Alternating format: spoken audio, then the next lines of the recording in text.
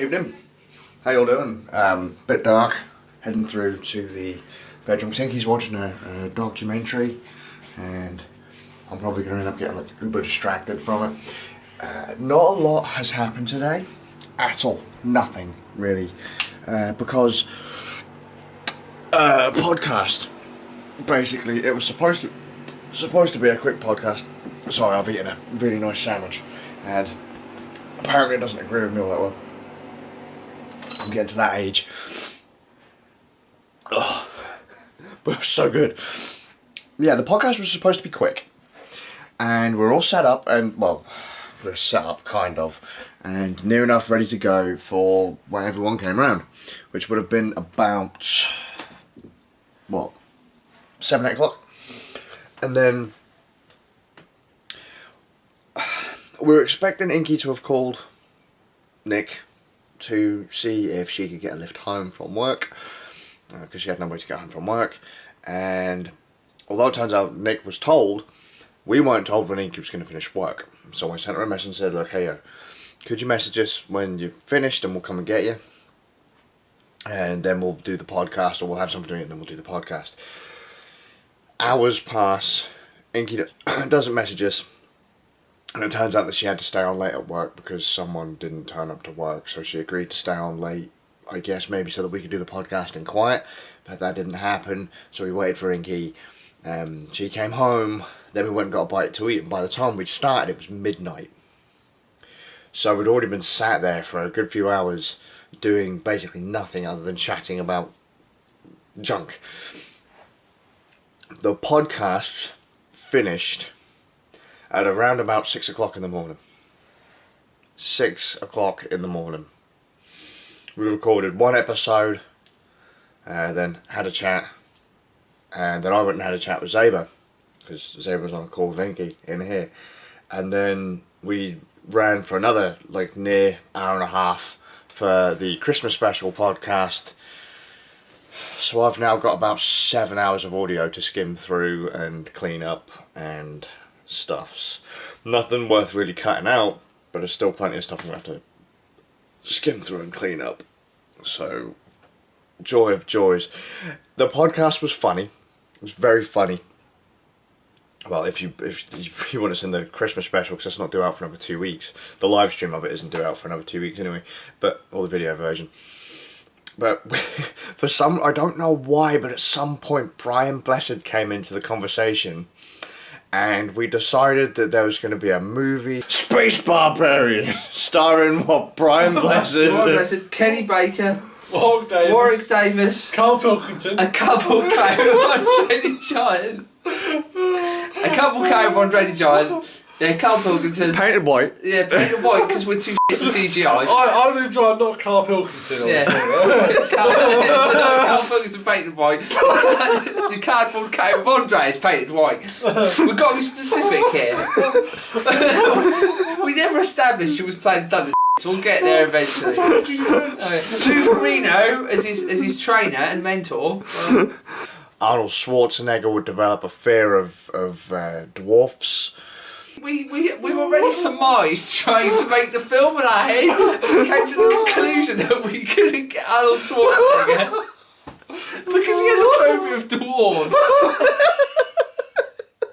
And with Warwick Davis and Kenny Baker being in the film, there's no way Arnold will be able to play because he'll just be running away from him like the whole time. He's in the bed over the fact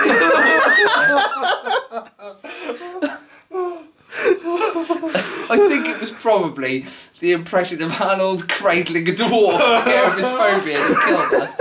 You know, we'd even decided that he had to have therapy sessions due to the fact that he's so terrified of dwarves.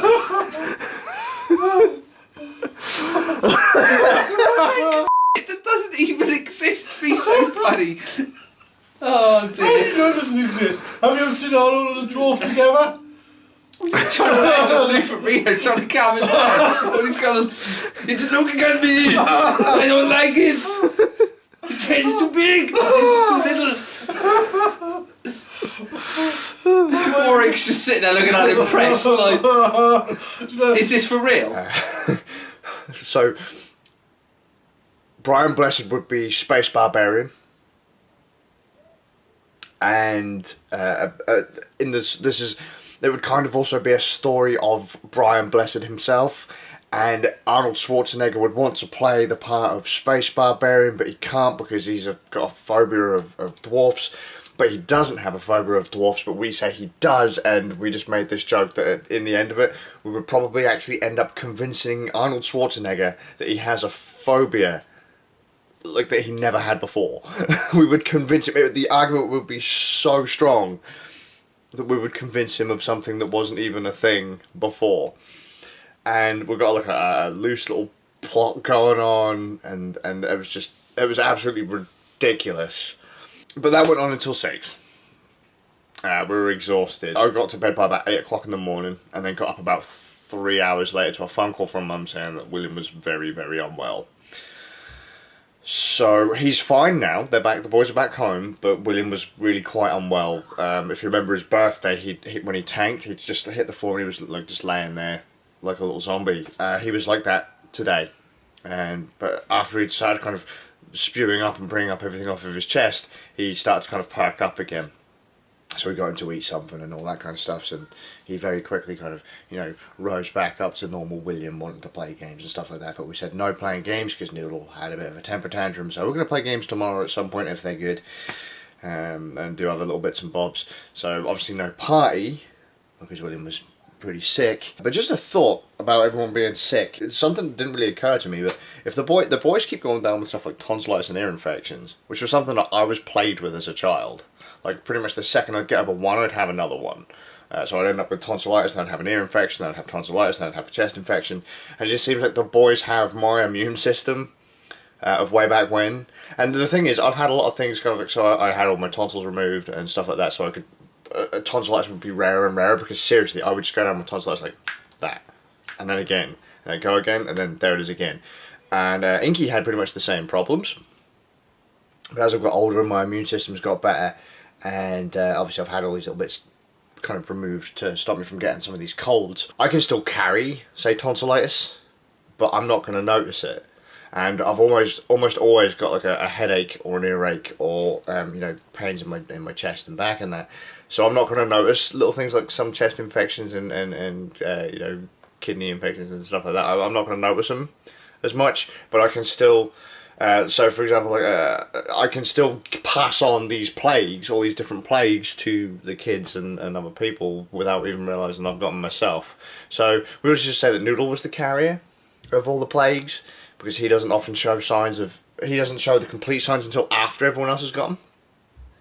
Chances are it's probably actually me carrying all the plagues and giving everyone the plagues. And was it yesterday? I think it was yesterday. I had a chat with Divine, and yeah, our names are going to space. Apparently we're going to Mars. So that means we don't have to bother doing anything else in life now. Our names are going to Mars. We've accomplished nothing. We don't have to accomplish anything anymore.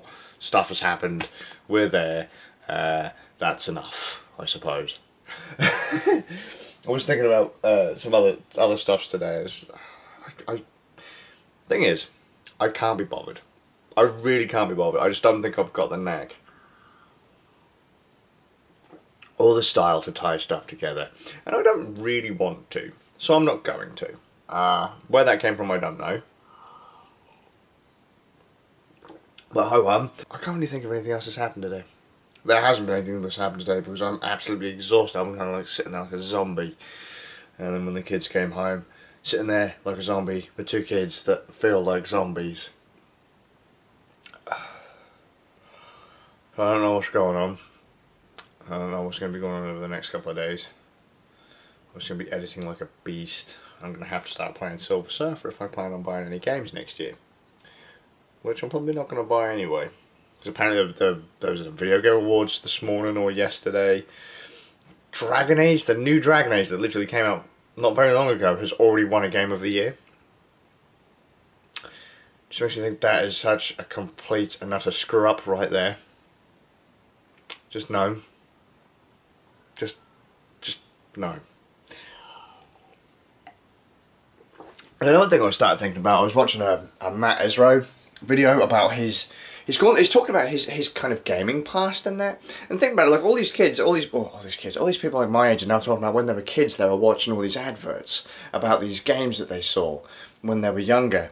And I'm like, I don't really remember many kind of adverts or anything. But thinking about it, all the way up until about age 6, I didn't really watch television that often. So, because we only had one TV rigged up to an aerial in our house until I was about 6. So I got to watch like Saturday morning cartoons or cartoons early mornings before school, and that was really it. So yeah, I didn't catch all the kind of adverts. I didn't catch all the magazines and stuff like that would have got loads of kids hyped for games. Because I played Commodore 64 all the way up until I got the Game Boy in like the late 80s, 90s. So even when I got the Super Nintendo, I don't think I got super psyched on TVs and adverts because I didn't watch them. I played games more than I watched TV. So the whole thing for me discovering games, this is what I mean, like the whole discovery of games, weren't TV adverts for the most part. It was just kind of walking into a shop and seeing a random new game and being like, oh, that'd be cool, or going into the local video store and seeing a game that I'd never seen before and picking it off the shelf and renting it and taking it home, you know, playing it, and then maybe wanting to get it later on or something.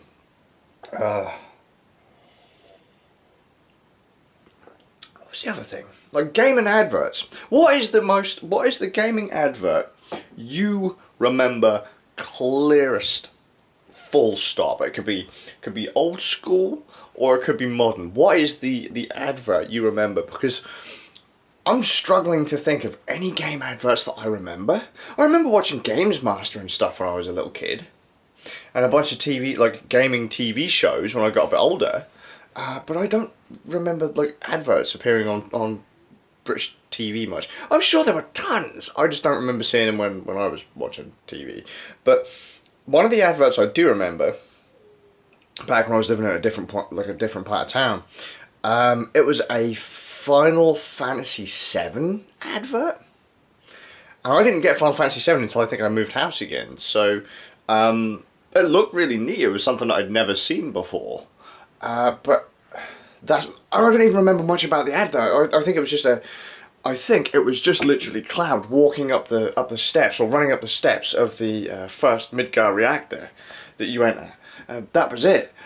I don't know. I mean, I used to hang out with other gamers as well, so we'd talk about other games rather than, or like looking in catalogues was how I'd find games. Were adverts really big for games in your country, or do you remember a lot of adverts when you were growing up? Because I don't. Anyway, I'm going to go. I'm going to drink this cup of tea and throw out this vlog, because I really want to go to bed. I'd like to get a nice recharge, and then when the kids wake me up at 3 o'clock in the morning, not want to poke them in the eyes and tell them to go to sleep. So, I hope you're well, and I'll see you with a bit of luck tomorrow.